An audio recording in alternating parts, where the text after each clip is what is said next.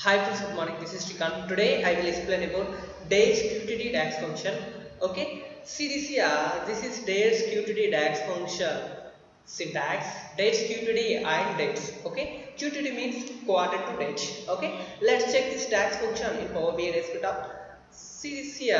Now I am clicking new measure. Okay, before once you read.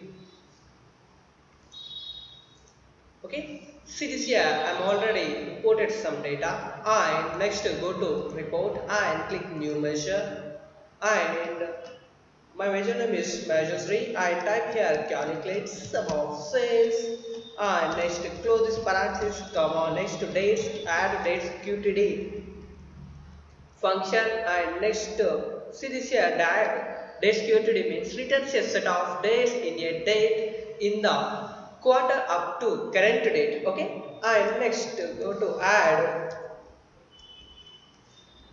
dash and close this parenthesis. Okay, see this calculate is a function name, sum is a function name and financial is a table name and next one is a sales check column name, dates QTD is a function name and financial is a table name and next date is a column. Okay, let's check this DAX function in Power BI desktop. Click code and select measure 3. See this here, this is my QTD total sales. Okay, let's check this function.